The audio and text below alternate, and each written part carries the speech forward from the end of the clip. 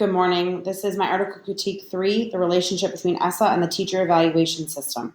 My article is titled Learning from the Past, What ESSA Has the Chance to Get Right, authored by Danielle Dennis. In summary, Every Student Succeeds Act, or ESSA, was signed into law December of 2015, which reauthorized the Elementary and Secondary Education Act, which completely replaced No Child Left Behind. One of the main criticisms of No Child Left Behind was the increased emphasis on accountability and standardized testing. A chief complaint from the previous mandates was that teachers have virtually lost their rights to individual expression due to the constraints of scripted curricula and programs like Reading First. The article points out that in addition to the teacher's loss of instructional freedom, programs brought about through Reading First taught literacy skills in isolation. Dennis references multiple studies which show that the student populations most impacted by these scripted literacy movements were the students who were already underperforming. Under No Child Left Behind, the mandates for such programs were not supported with empirical data. However, Reading First and other programs claimed that they had proven to increase scores. This ended up not being the case. Somehow, in the scuffle of No Child Left Behind, the focus on the growth of individual students was overshadowed by the percent of students who passed state assessments. Literacy programs such as Reading First not only encourage teachers to spend unrealistic amounts of time teaching isolated skills, the students who underperform on reading assessments are then mandated to receive supplemental reading instruction. Dennis points out the unfortunate irony that the supplemental skill-building materials being produced and scripted are done by the very publishers of the failed core instruction. The research done by Dennis and many others supports the idea that students whom No Child Left Behind was intended to help are the same students who consistently fall further behind. As stated in the article, these students tend to be Black and Hispanic male students in predominantly low socioeconomic communities. Accountability was the driving force behind No Child Left Behind and ESSA, but Dennis points out the stark differences in how that accountability looks from then until now. In her article, she discusses the impacts that shift in teacher learning and professional development have had over the years. For example, during the No Child Left Behind years, focus of teacher PD was to train teachers on implementation of the literacy curriculum, whereas through ESSA, the focus remained on PD for teachers, but called for comprehensive literacy instruction that includes an emphasis on continuous professional learning for teachers.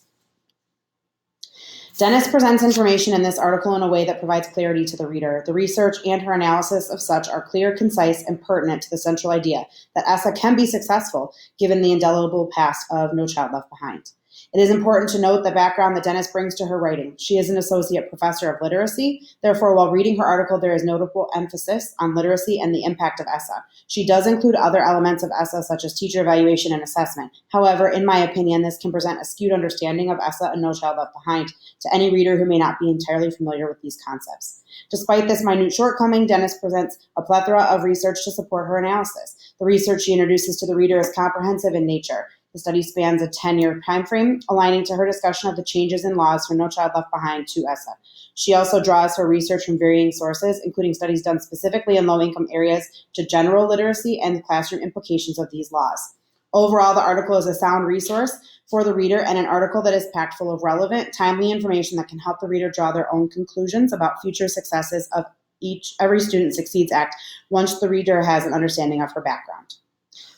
This article helped me to draw several conclusions. While the main focus of the article was to point out the discrepancies in the intention and the implementation of No Child Left Behind, and discuss the opportunities that we have as educators to get things right under ESSA. There are also direct connections to my personal job in the area of teacher evaluation. One of these areas for improvement is professional development or professional learning.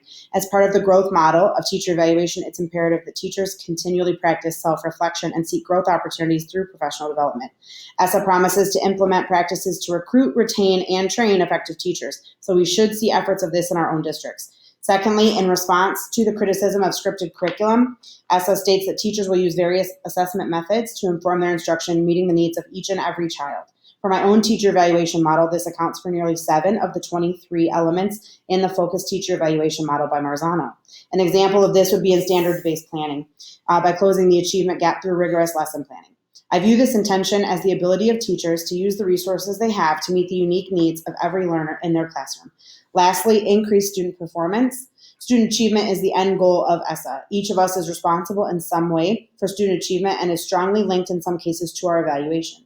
In my district, the state assessment, a classroom assessment, and one instructional learning cycle from each department is scored as a part of my overall evaluation.